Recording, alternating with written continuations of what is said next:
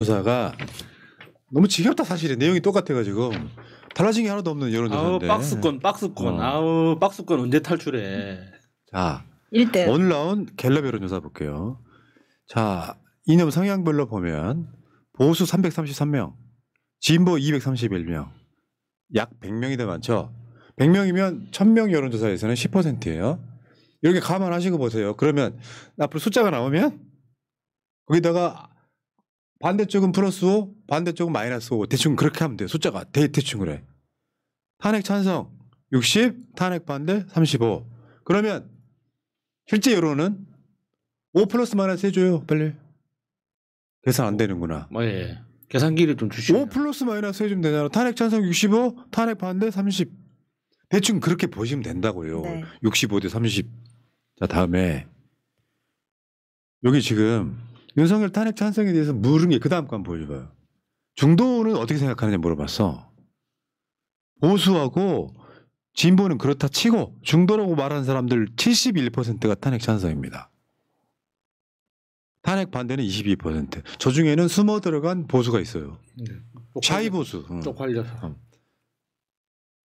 실제로 보면은 국민 60%는 윤석열 탄핵 찬성이고 중도 무당층에서는 찬성 여론이 올라가더라. 저지랄 하니까요.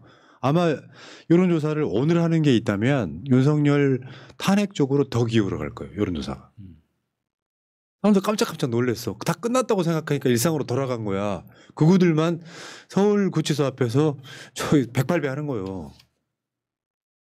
자, 오늘 나온 정치 지도자 선호도 추이도 한번 보겠습니다. 갤럽 거. 이재명 35. 그러면 아까 5 플러스 마이너스 하라고 그랬죠. 대충 계산해 보시면 돼요. 이재명 대표는 사실상 40 정도 나온다고 보시면 돼요. 압도적이잖아요. 김문수 10, 한동훈 6, 홍준표 5. 김문수 화이팅. 역시 김문수 건강해야 됩니다. 도시락 잘 챙겨 드시고. 자 다음에 MBS 어제 나왔던 것도 잠깐 보겠습니다. MBS 진보 237, 보수 350. 약 120명 정도 많죠. 우리 진짜 110명, 20명 정도 많네. 많죠. 네. 여기 감안하시고 보세요.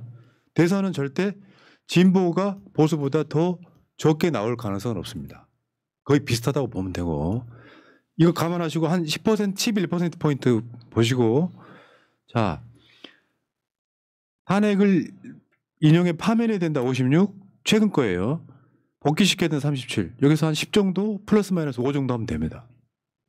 대략 그렇게 보시면 돼요. 그 다음 거 입장과 상관없이 헌법재판소가 어떤 결정을 내릴 거로 예상하냐. 파면할 거야 62.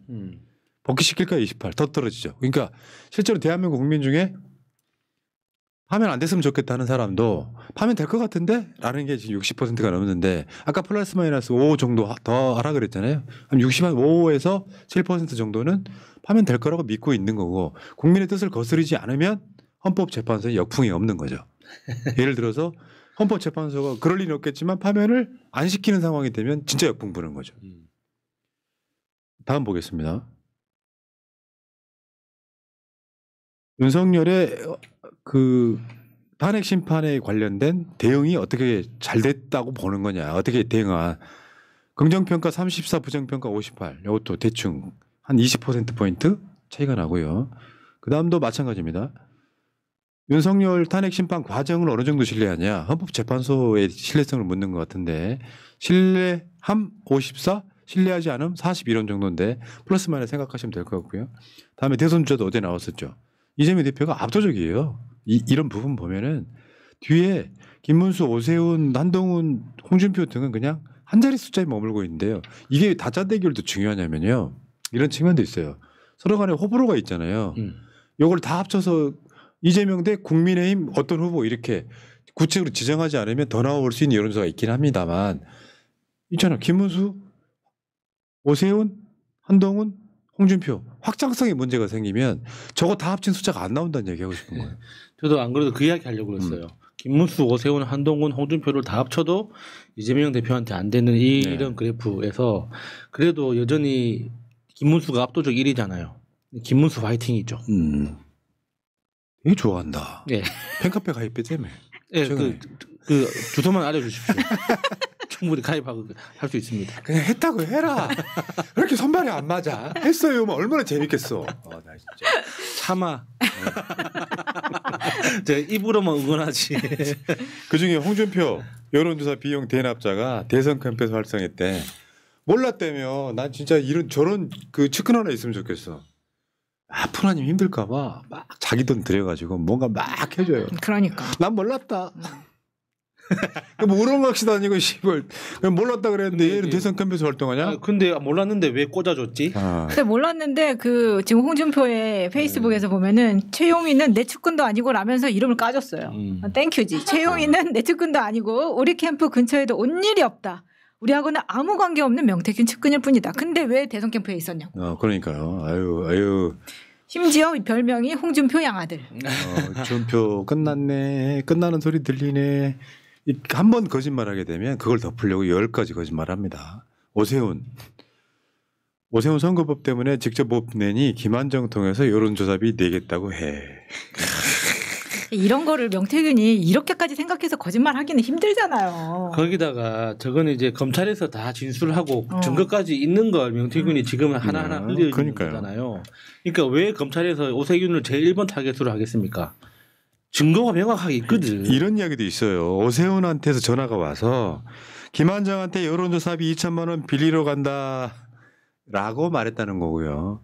결국에는 오세훈은 김한정은 나 모르는 사람이었대. 여러분, 김한정이는요 오세훈의 측근이어서 서울시 산하기관에 김한정 측근들이 어마어마하게 꽂혔어요. 뭐겠어요? 김한정이가 오세훈한테 저런 식으로 막 도움이 되니까 김한정이가 다른 대가를 받은 겁니다. 자.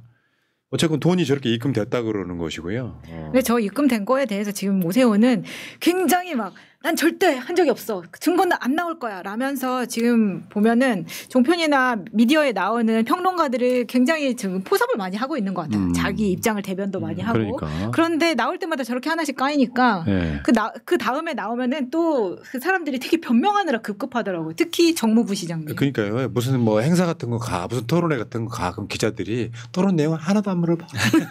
명태균만 물어보는 거예요. 자, 그리고요. 어저께 그 초유의 아군 전투기 민간인 오폭. 이거 진짜 어마어마한 거예요. 지금 군의 기강이 이렇게 해이한 거지. 그렇죠. 좌표는 정확하게 맞았는데 좌표 입력을 잘못했다는 거거든요. 그게 말이 돼요? 모르지. 나도 그 내가 전투기 안 물어봤으니까. 그러니까 뭐 저도 기동량으로만 들은 거지만 3번 정도 그러니까 그 3중 검사를 한다고 하더라고요. 그러니까 훈련이 있기 전날 시스템에 업로드 해놓고 그러니까 그 출격하기 직전에 브리핑할 때 좌표 한번 확인하고 이제 타서 그리고 마지막에 이게 그 투어하기 직전에 세 번째 이렇게 한 번 더 좌표 확인을 한다고 하더라고요. 그럼에도 불구하고 저런 사고가 났다는 건 그 과정에서 소홀히 한 게 한 군데 이상 있었다는 거죠. 그러니까 저런 사고가 있었던 거죠. 그리고 저 사고가 났다고 100분 지나서야 나중에 실도를 하거든요.